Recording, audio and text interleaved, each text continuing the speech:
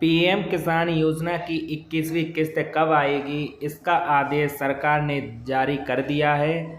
तो किन किसान भाइयों को पैसा मिलेगा 21वीं किस्त का, किन किसान भाइयों को 21वीं किस्त मिलेगी, किन किसान भाइयों को 21वीं किस्त का रुपए नहीं मिलेगा, उसकी सारी जानकारी आपको इस वीडियो में देखने को मिलेगी। आज पूरे देश के किसान इस कार्यक्रम से जुड़े हैं क्योंकि प्रधानमंत्री जी के हाथों फिर किसानों के खाते में किसान सम्मान निधि के 20,000 करोड़ रुपया से ज्यादा जाने वाले हैं। आज पूरा देश सुन रहा है। जो कहती थी उसके मुखिया कि 1 रुपया भेजता हूं तो 15 पैसे पहुंचते हैं, लेकिन मोदी जी ने कहा था न खाऊंगा न खाने दूंगा, और इसलिए एक सिंगल क्लिक करेंगे और पूरे 20,400 करोड़ रुपया किसानों के खाते में पहुंच जाएंगे। एक पाई इधर से उधर नहीं होगी। मोदी जी किसान हितैषी प्रधानमंत्री है। मैं तो गदगद और प्रसन्न हूं। हर कैबिनेट में किसानों के हक में लगातार फैसले लिए जा रहे हैं। मेरे प्रिय किसान भाइयों, न केवल किसान सम्मान निधि, 109 किस्म के नए बीज जो ज्यादा उत्पादन करेंगे वो किसानों को समर्पित किए गए हैं।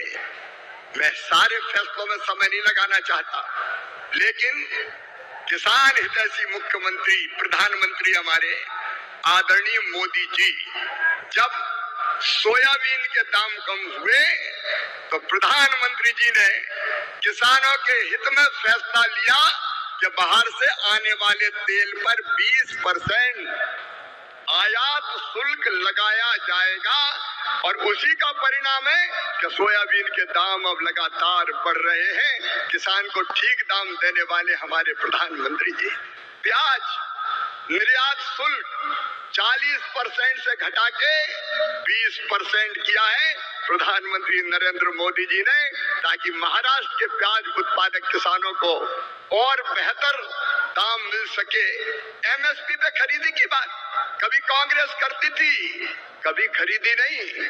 शरद पवार जी जब कृषि मंत्री थे तब वो किसानों के खेत में नहीं, खेल के मैदान में दिखते थे, और कांग्रेस ने शरद पवार जी ने एमएसपी पर 50% मुनाफा देने की सिफारिश स्वामीनाथन आयोग की लागू करने से मना कर दिया था। लेकिन किसान भाइयों और बहनों, ये प्रधानमंत्री आदरणीय नरेंद्र मोदी जी हैं जिन्होंने कहा लागत पर 50% मुनाफा देकर समर्थन मूल्य घोषित किया जाएगा, और ये कर रहे हैं। कांग्रेस तो खरीदती नहीं थी, मैं आंकड़ों में नहीं जा रहा, लेकिन सोयाबीन के दाम कम हुए और यहाँ की सरकार ने कहा कि केंद्र सरकार सोयाबीन की मिनिमम सपोर्ट प्राइस पर खरीदी करे, तो प्रधानमंत्री जी ने उसकी भी स्वीकृति दी है। किसानों के हित में सदैव चिंतन करने वाले ऐसे प्रधानमंत्री जी का आज मैं हृदय से अभिनंदन करना चाहता हूं। मैं एक फैसला और आपको केवल बताना चाहता हूं। किसानों को यूरिया की 35 किलोग्राम की बोरी तो कितनी सब्सिडी देते हैं प्रधानमंत्री जी? 2100 रुपया 266 रुपया में देते हैं, जबकि कीमत है 2366 रुपया। डीएपी के 50 किलोग्राम के बैग पर सरकार सब्सिडी देती है प्रधानमंत्री जी 1083 रुपया, तब 1350 रुपया में आपको बोरी मिलती है। बीजेपी किसान मोर्चा के मित्रों ने मुझे बताया कि प्रधानमंत्री किसान सम्मान निधि में कई लोगों के, कई किसानों के नाम नहीं है।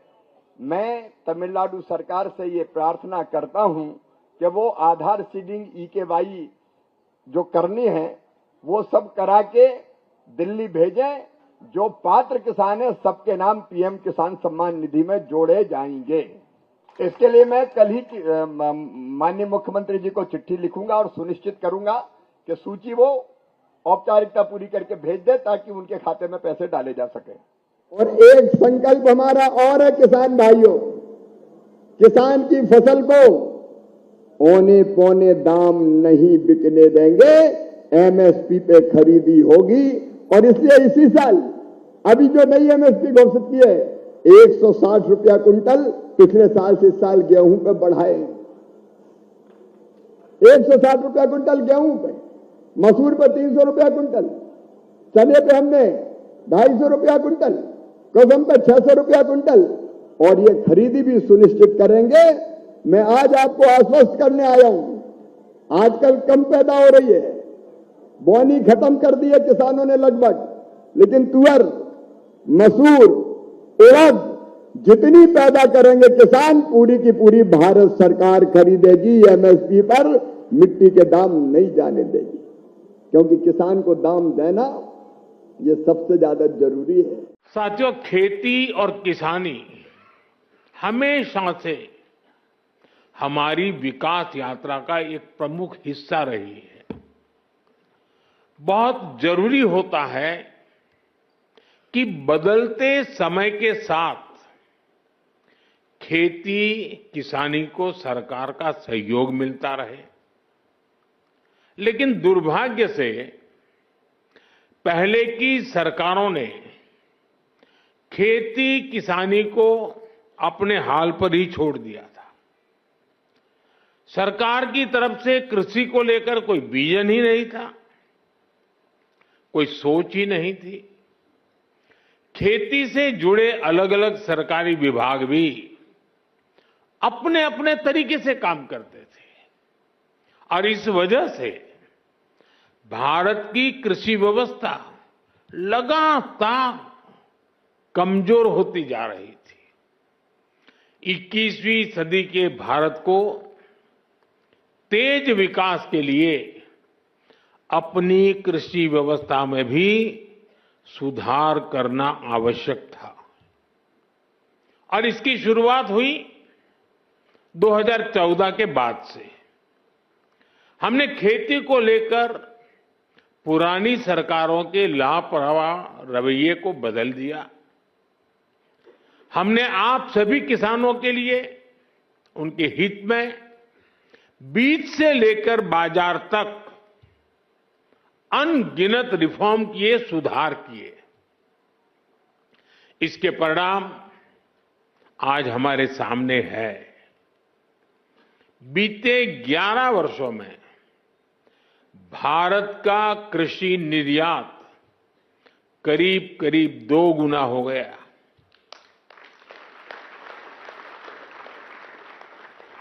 अनाज उत्पादन पहले जो होता था, करीब करीब 900 लाख मैट्रिक टन और बढ़ गया। फल और सब्जियों का उत्पादन 640 लाख मैट्रिक टन से ज्यादा बढ़ गया। आज दूध उत्पादन में हम दुनिया में नंबर 1 है। भारत दुनिया का दूसरा बड़ा फिश प्रोड्यूसर है। भारत में शहद उत्पादन भी 2014 की तुलना में 2 गुना हो गया है। अंडे का उत्पादन भी बीते 11 वर्षों में डबल हो गया है। इस दौरान देश में 6 बड़ी फर्टिलाइजर फैक्ट्रियां बनाई गई हैं।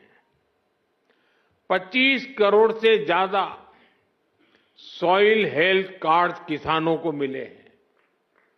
100 लाख हेक्टेयर में सूक्ष्म सिंचाई की सुविधा पहुंची है। पीएम फसल बीमा योजना से करीब 2 लाख करोड़ रुपए, यह आंकड़ा छोटा नहीं है, 2 लाख करोड़ रुपए क्लेम के रूप में किसानों को मिले हैं। बीते 11 साल में 10,000 से ज्यादा किसान उत्पाद संघ एफपीओज बने हैं।